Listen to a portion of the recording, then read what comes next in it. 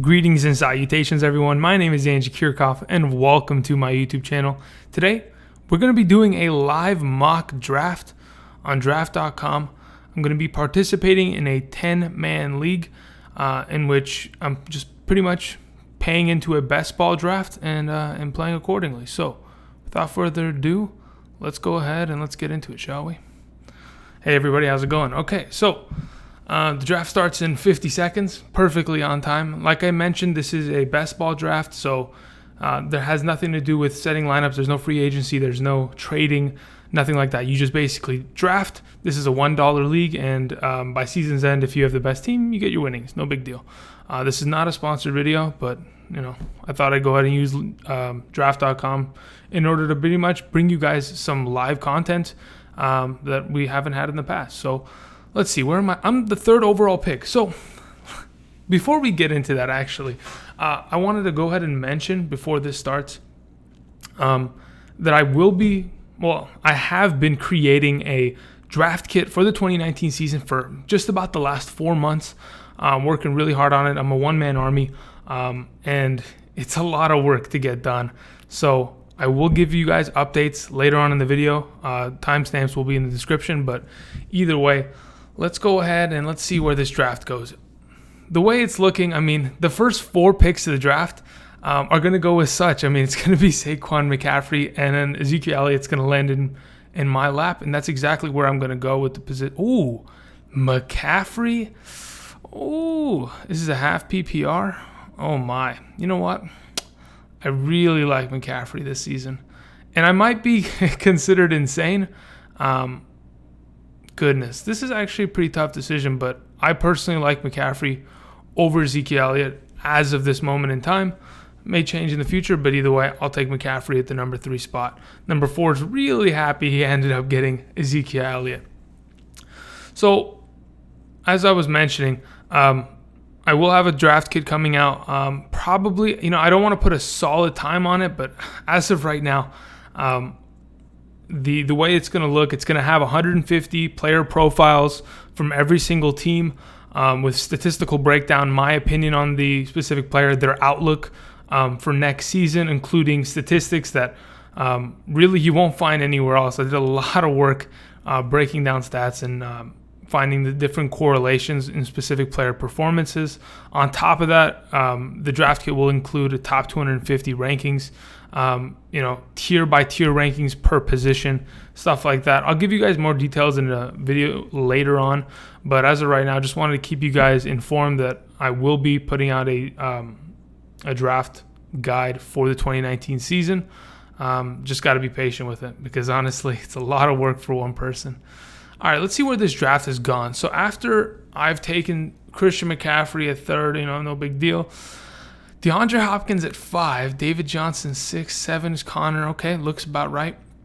Devontae Adams coming off the board. So where do I want to go with my draft specifically? This is a 4-point per passing touchdown league, so I don't expect any quarterbacks to come off the board anytime soon. It's an 18-team roster. So, no big deal. Let's see here. Le'Veon Bell went pretty quickly. I wonder where Todd Gurley's going to end up, to be honest. A lot of information's been going out that Todd Gurley, he's healthy, he's not healthy. To be honest, it's a coin toss. There's not enough information being, distributed to the media, the public, about his situation. And I'm not really surprised by it, but either way. Oh, goodness gracious. Someone went Kelsey at the top of the 2nd. Wow. I won't be surprised if Todd Gurley makes it to me at my 2nd round pick. I honestly won't be surprised. I know a lot of people are low on him. They're having a tough time kind of committing to his knee because of how afraid they are. I personally, I'm a Rams fan, and living in LA, it's gonna happen. If Todd Gurley makes it all the way to me, I would not mind taking him. I think, yes, there is inherent risk with his knee injury, but I don't think it's scary enough to force me away from him this coming season. All right, let's see here. Mixon went super late. Mixon going in the 2nd round. I understand this is a 10-team draft, but goodness gracious, Mixon is being extremely undervalued this season. I think whoever just picked him up there, That's an absolute steal. All right, I'm on the board next. Gurley's going to come to me, and you know what the fact of the matter is? I kind of feel like I can get him on the turn. I feel like if I leave Gurley on the board, if I can snag... Ooh, okay, so let's go ahead and look at the wide receiver position. We only got 25 seconds here. I like Odell Beckham a lot. Looking at the running back position specifically, nothing really pops out as a hard RB1 that I want to grab.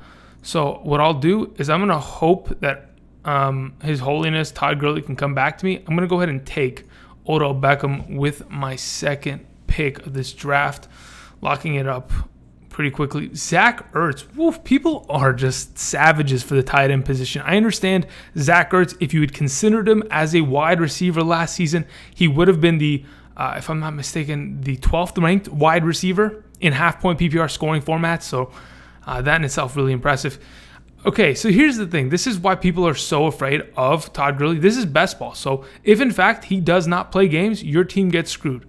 So I understand where the fear is coming in for a lot of these teams. So potentially he could drop down draft boards. Do I go Antonio Brown here or do I go Todd Gurley?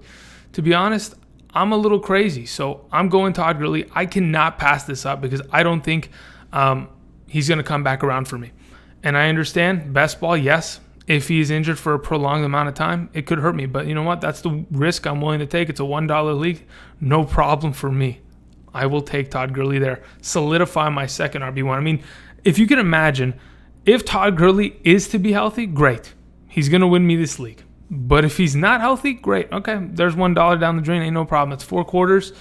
I can live with my decision at the end of the day. All right, let's see here. Antonio Brown coming off the board. But like I was mentioning, Zach Ertz, as a wide receiver last season, he would have been the 12th ranked wide receiver. So I understand him coming off the board this early. But then again, that offense for the Philadelphia Eagles is stacked. They have a plethora of running backs. The receivers, left, right, and center, bringing in guys through the draft, bringing in Deshaun Jackson through the free agency. So that in itself, pretty rough. We probably won't see Zach Ertz breaking his record for most receptions in a season like he did last season with 116. The likelihood of that is probably not high as of right now. So I'd probably say that the safe pick was probably not to take him super early. But hey, these people love the tight end position. I can't blame them. Should be good. Let's see. Man, I'm just gonna wait on tight ends. It's such a honestly, comparatively to last year, I think it's a deeper class because of how many healthy players are. I mean, just looking at this tight end group, O.J. Howard coming back from injury, Evan Engram, Hunter Henry, all three of those guys coming back from injuries from last year. Where is Jack Doyle? Jack Doyle is going to be somewhere here. Damn, he's getting thrown down there. Delaney Walker's another tight end that's coming off injury. That's going to present a lot of value for fantasy owners. All right, let's see here. What are we looking at? Keenan Allen coming off the board. Where am I selecting? It's not even at the turn yet, so we got to wait a little bit. Damn, Derrick Henry. Whew. You know, the thing about Derrick Henry, outside of those 5 performances late in the regular season, I understand he won fantasy leagues for many owners. It's a given. He won fantasy leagues. You either picked him up off the waiver or you magically had him sitting on the bench, perhaps even in your starting lineup. Either way. Yes, he was great in those games, but outside of those 5 games, he was averaging 6 fantasy points per game. I mean, that in itself, that's pretty scary. That doesn't give me much confidence in him to trust that he can, on a per-season basis, absolutely tear it apart. Deion Lewis is still back there. Deion Lewis last season saw more offensive snaps than him. They've gone ahead and they've brought in more of a passing attack with Adam Humphries. They went and drafted a receiver pretty early in the 2019 draft.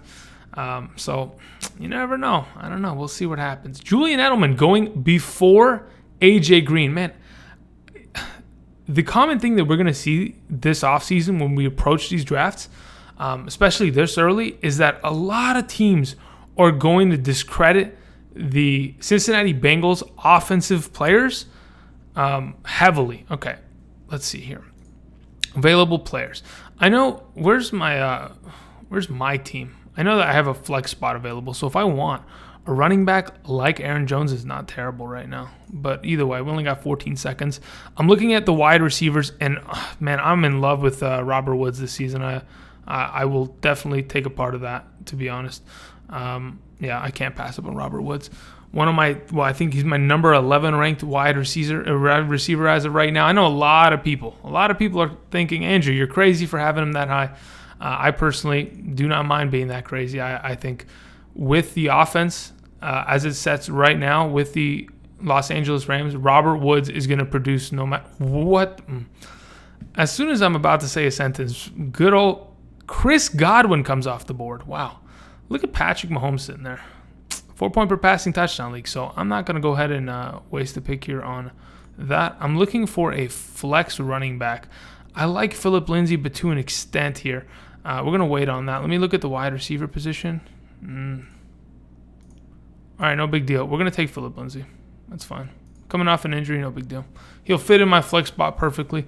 The thing about Phillip Lindsay, a lot of the Broncos offense is going to be determined on whether or not he can get enough touches. Last season, he had an okay amount of touches, but he did not have enough offensive snaps. They split it amongst the three of them, which was Phillip Lindsay, Royce Freeman, and Devontae Booker. I think from what Lindsay was able to prove last season, just in itself, 1,000 yards as a free agent rookie running back that was signed, goodness gracious. I mean, 1,000 yards, 9 rushing touchdowns. I think they're going to continue to run the ball heavily there because that's really what their offensive scheme is made of. Maybe they'll change it around here, but no big deal. If I'm not mistaken, I think Fangio is the new head coach. He used to be the offensive line coach for the Steelers. Man, they're going to run the ball. That's a given, and I think Lindsay could be decent. Either way, let's see here. Patrick Mahomes came off the board. Yeah, okay, that's fine. I mean, if he's going to throw 50 touchdowns, sure, but I don't think that's the likelihood. I don't think he's throwing anywhere near 50 touchdowns, especially if Tyreek Hill is not playing this season. Sammy Watkins, it's like the number one cute player as of right now. I will never have Sammy Watkins on a roster of mine, considering he has not played a full season in his entire career.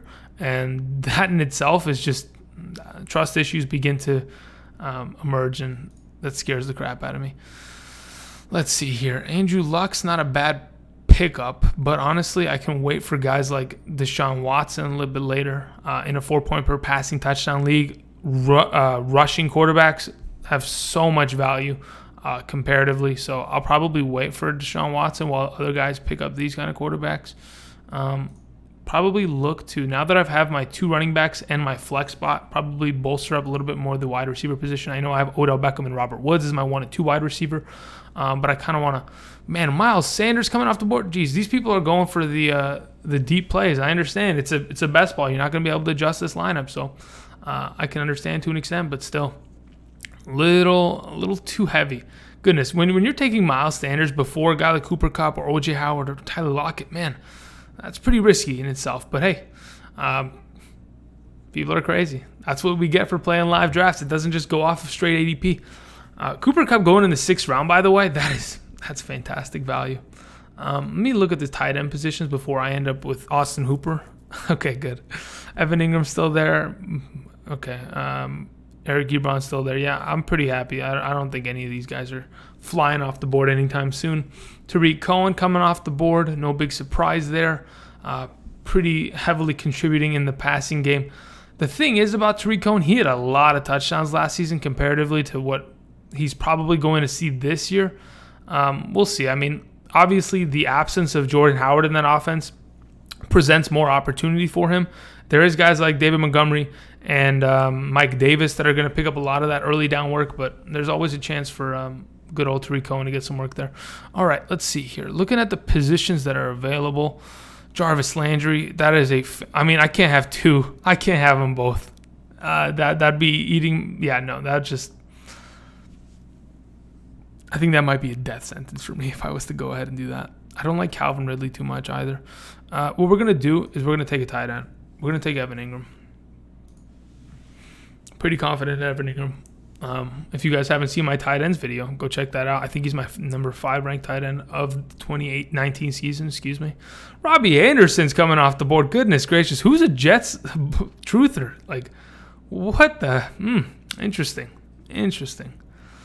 All right, so now that I've pretty much almost got my starting lineup like exactly set, I mean, obviously there's no real starting lineup. It starts any player that pretty much pops off on a weekly basis.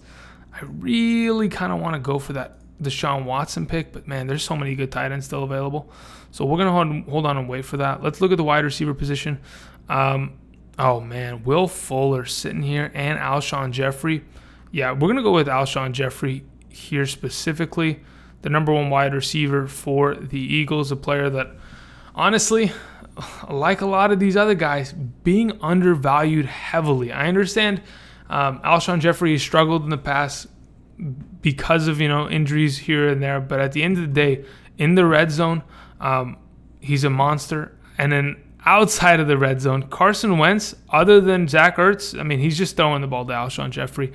The only concern with Jeffery is his catch rate. His catching percentage by year's end is never great. It's like sitting in the 65% range, just like it was last year, because these bigger targets, they go up for the one-on-one, play, and half the time they're either getting double covered or, the ball gets batted away. Either way, I like Alshon Jeffery as a wide receiver 3, for God's sake. That's a steal in my opinion. I think, man, maybe Jarvis Landry would have been the way to go if I didn't already have Odell Beckham. I think having a lot of shares of a singular offense could be okay in best ball, but man, it's a little bit little overzealous if I was to go ahead and just start stacking Cleveland Brown players. Let's see here. What's going off the board? Ronald Jones coming off early. Yeah, Ronald Jones, I was pretty high on him last year. I thought he'd win the job for the Tampa Bay Buccaneers. Never really got the opportunity to do so. He was inactive for, goodness, more than a handful of weeks. Peyton Barber did not look good, and I think with Bruce Arians as the offensive, I don't think he's the offensive coordinator. Let me retract that statement. As the head coach, Bruce Arians wants to run the ball out of the shotgun, and he wants to find the next David Johnson, right? And goodness gracious, it's not going to be Peyton Barber. Peyton Barber is not there to contribute in that kind of sense. And I think if Ronald Jones in this offseason, when OTAs is in full swing and we get to preseason, maybe he gets an opportunity to here goes the quarterback run. Here it goes.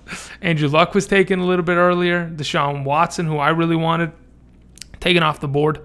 Let's go ahead and let's do this. Let's look at the quarterback position. Baker Mayfield. No, I can't stack that hard. To be honest, when it's 4 point per passing touchdown league, you can really wait. You can get a guy like Lamar Jackson, and he's just going to be an absolute steal on that specific week. Let's see here. Let's look at running backs. Okay. Oops. Let's go ahead and get rid of the quarterback position here. Yep. Okay. Darrell Henderson. Yeah, that's my handcuff, but do I really want to risk it on the handcuff right now? Let's look at this. N'Keal Harry. Yeah. Okay. You know what we're going to do? Maybe I'm a little crazy. Just maybe. I don't know. Maybe I'm a little crazy. But maybe Baker Mayfield can really be that guy. Maybe he can end up being what I thought. Maybe I didn't want to stack too many Cleveland Browns, but maybe I should have. That's the decision at hand. This is a really weird draft. I've honestly played best ball maybe a couple times in my life, and this is one of the weirder drafts, to be honest. Looking a little strange here and there, but hey, no big deal. This is an 18-round draft. So looking at the running back position now, I got to really start looking for some deep sleepers out here. Obviously, Darrell Henderson's probably off the board, right? Yeah. Darrell Henderson's the handcuff for the Todd Gurley experiment. He was drafted by the Rams this offseason. He was an All-American, so that in itself, not too risky of a pick there.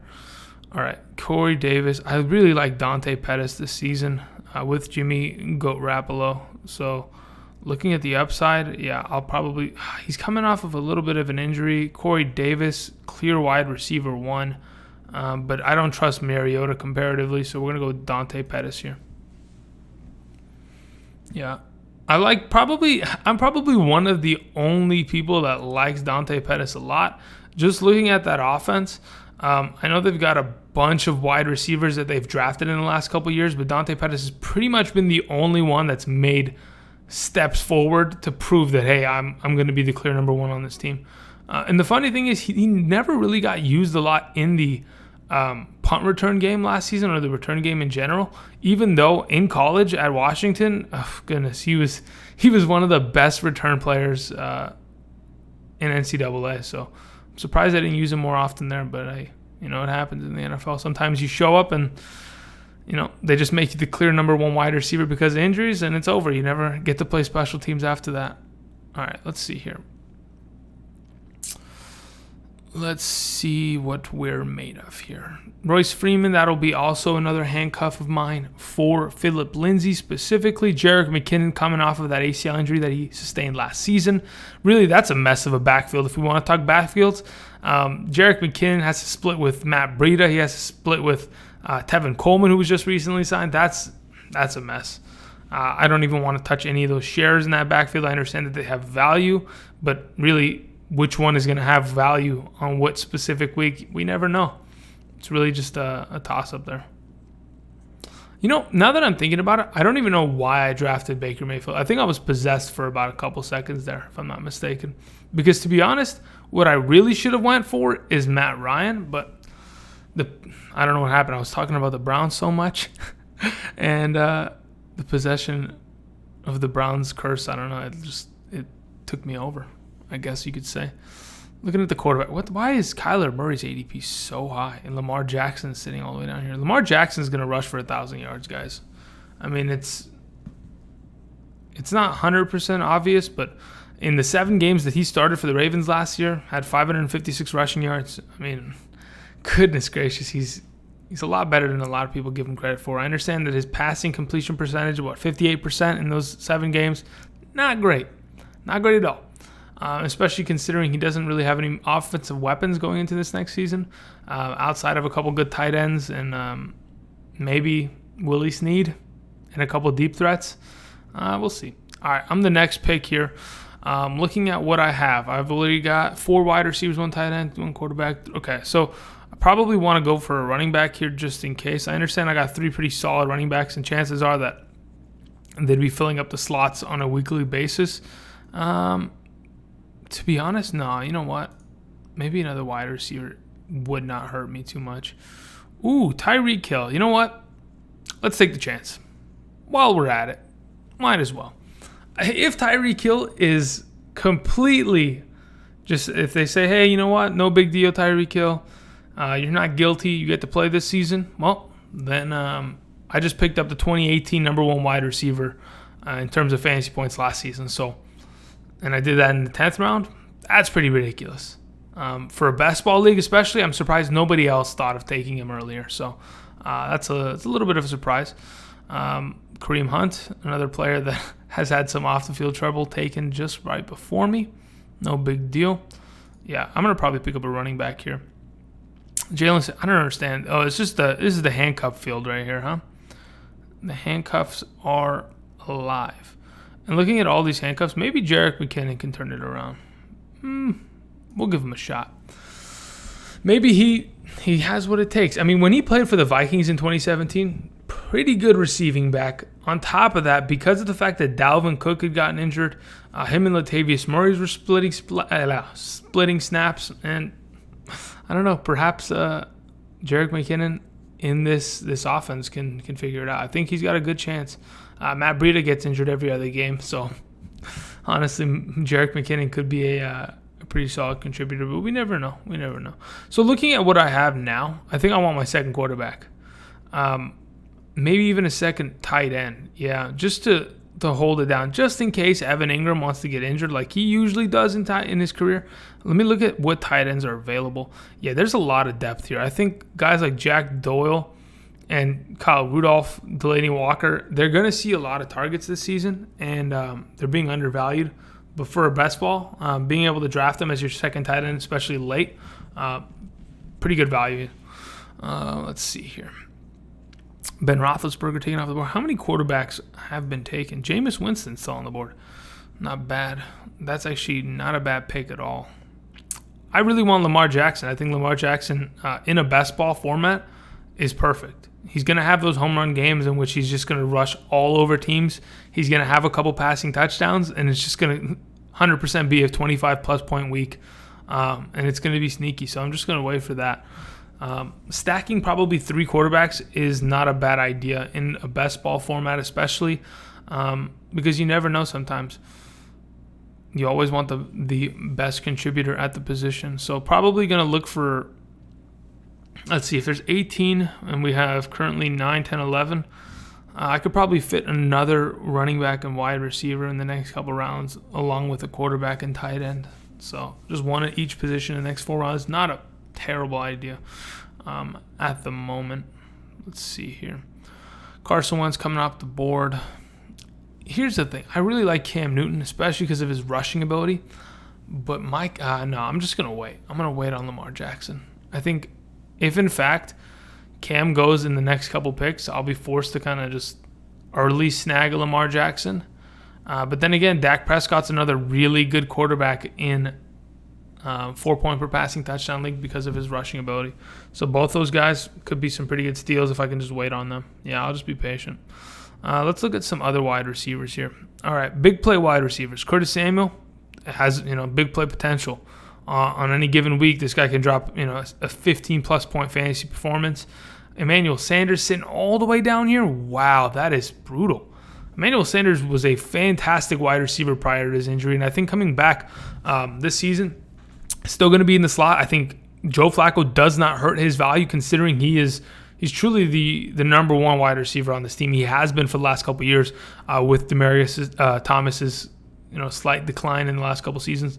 Cam Newton coming off the board. Okay, so considering it's coming back to me fairly soon, really, I think Emmanuel Sanders is not. I know he's been struggling in OTAs. He's only just begun to move around a little bit. But hey, you know what? Maybe he's had enough time. Maybe Emmanuel Sanders wants to go ahead and perform for Andrew. Let's see here. Now that my wide receiver position is just stacked with players, stacked. I just my last 2 picks, Emmanuel Sanders and Tyreek Hill. If they don't end up, producing, well, no big deal. I have Odell sitting in the wings. No big deal. Josh Allen. Okay, yeah. We're going to go ahead. We're going to take probably Lamar if he gets to me. Come on, Lamar Jackson. Come home to me. Thank you very much, sir. I will take my Lamar Jackson. Okay, dokie. I'm telling you guys right now, Lamar Jackson next season, he really, really has an opportunity for being the second quarterback in NFL history to rush for over 1,000 yards. I think, the only other quarterback to do that is Michael Vick, early 2000s. And on top of that, I really think he has the capabilities of being a top or at least a 10-plus rushing touchdown quarterback. Last season, in his 60-game slate, again, he only started 7 of those games, but even though in those 16 games had 37 rushing attempts in the red zone, was 9th amongst all players last season. So he's getting a lot of work in the red zone. He scrambles for a ton of yards, and really, with how good the running game is, and how much of a threat he is in the running game with that pitch option and or the read option zone, he's just going to present a lot of difficulties for defense, and then they're going to, not anticipate a couple passes downfield. Marquise Brown's going to run underneath those, and there will be some fantasy value there. For a third quarterback, looking at what is on the list, I'm telling you, guys like Stafford are just highly underrated. And Dalton. Dalton, before he got injured, I think Andy Dalton played 11 games last season. Prior to his injury that took him to the IR, he was on pace to break his single-season record of touchdowns of 35 touchdowns. He was on pace. He had 21 touchdowns in 11 games, 2 per game average almost. He was on pace. So guys like that, they're often slept on, which is absolutely fantastic for me. So no big deal. Let's see here. Okay, Deontay Foreman really could win the job this season. There's always a possibility of that. Always a possibility. You never know. Adrian Peterson. These are just some brand names, I suppose. Let's see the tight end position. I like Noah Fant a lot. I think he's going to contribute a lot in that offense, but it just depends how long it's going to take in order for him to finally find, a stride in the offense. I think rookie tight ends, rookie wide receivers, they have a little bit of kind of buffer time until they can really be upper echelon performers and be consistently producing on a weekly basis. Wow, Dallas Goedert went off the board that early. Goodness, no, but I'm going to take Jack Doyle if he's sitting on this board right now. if it comes back to me. Here comes the tight end run. Let's see. Kyle Rudolph, Jordan Reed, Goddard, and Delaney Walker just taken real quickly. I love how a lot of people have dogs as their pictures. It's fantastic. What is this little shield thing, man? Highly experienced. Good for you. Okay. That's fantastic. All right, Jimmy Graham coming off the board. Paris Campbell coming off the board. Good picks right there. Let's see here. Come on, baby. Get me that Jack Doyle. Because to be honest, Jack Doyle, last season when he was active, I understand he only played 6 games. He dominated the snap count comparatively to Eric Ebron. Like when they were both active, Eric Ebron barely saw 20% of the offensive snaps. And Jack Doyle, he's the better blocking tight end. He's more dependable, I guess, in their opinion. I understand Ebron will get more work, sometimes even as a wide receiver this coming season. So maybe they'll just run those two tight end sets, like I think they might. All right, Jack Doyle, you're mine. Go ahead and sit at the end of my bench. Sure, at my tight end position, just in case one of you want to get injured. The other one will figure it out. But let's look at the running back position. Peyton Barber at this point is kind of a steal. If he ends up being that clear running back one, that'll be ridiculous. So it's not a bad pick at the moment. Justice Hill, Matt Breida, Kalen Ballage. I don't think Ballage is going to get much work considering Kenyon Drake is pretty much going to dominate all of that. Let's see, what else is there? Any other? Duke Johnson's not a bad pick up here. Not at his next pick, but I mean in the future.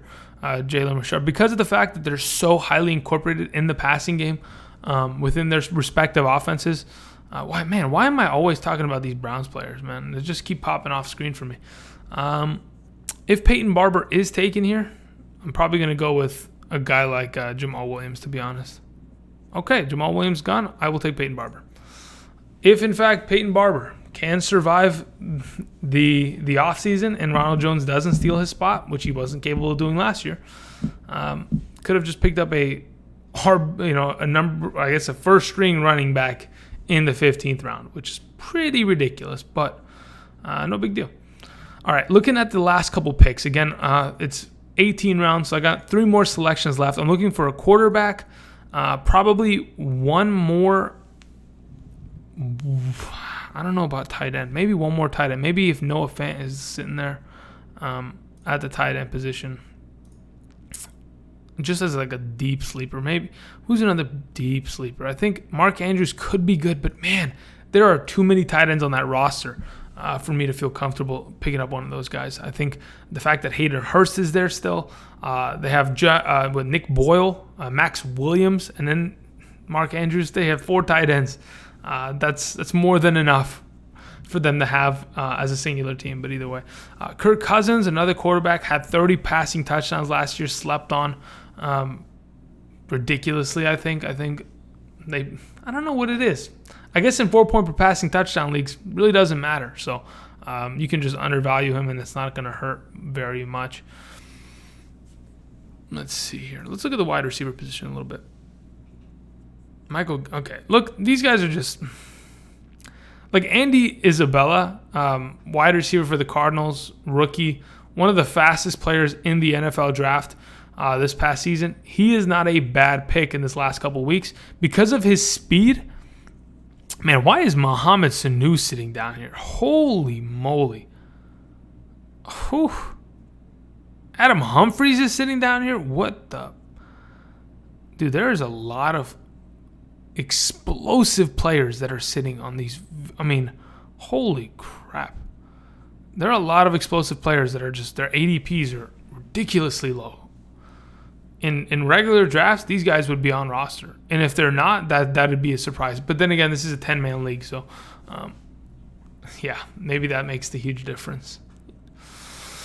Okay, dokie. Mark Andrews coming off the board. Yeah, but looking at these wide receivers, Anthony Miller may be the most intriguing one, considering how decent he was last season. Let me see his stats from the season ago.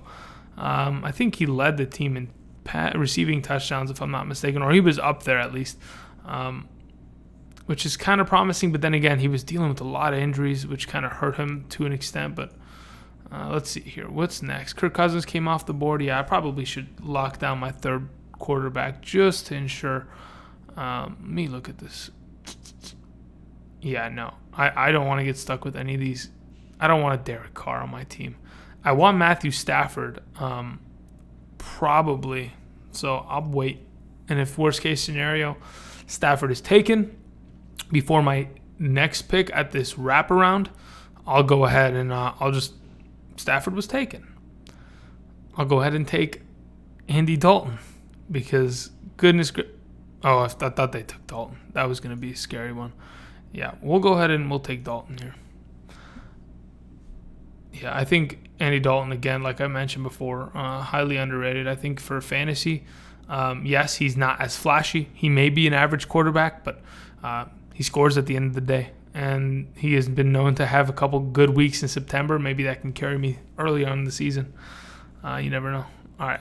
Now that I've pretty much solidified my wide receiver, my tight end, maybe I'm going to look for my running backs are pretty set, if I'm not mistaken. What pick did I just make? I think that was my 16th. Yeah, so I got 2 more picks left. 2 more in the chamber. Looking at running backs that can make a huge play and move up. Gus Edwards? Maybe. If in fact, what's his name? Wow, I'm already picking again. Okay. I think I'm going to go for one of these explosive wide receivers, even though I have a bunch of them. I think Mohamed Sanu is being highly underrated at this point. So if I take Mohamed Sanu, then Isabella goes. Yeah, that's fine. I'll take Mohamed Sanu. Yeah, let's take Mohamed Sanu. I know that he's going to be his offensive role is going to decrease this coming season. I know that's for a fact. Because of the fact that Calvin Ridley was drafted, he's going to continue to move up. But Mohamed Sanu, comparatively to all wide receivers of the Falcons last year, he saw the most offensive snaps. He stayed on the field the most, and that's why he had so much fantasy value.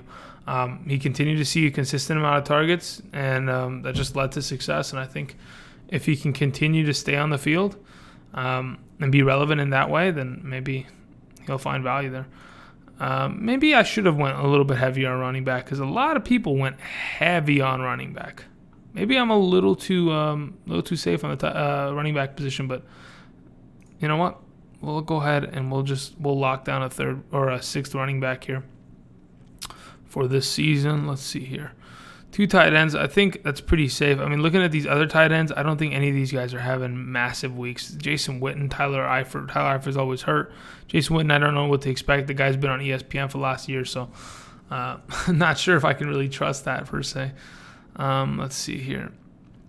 Mike Davis could be decent. I think he might be Chris Thompson's not bad as a guy but it really depends what kind of offense they want to run there. They have a lot of running backs with Darius Geis, Adrian Peterson, and then Chris Thompson running the third down game.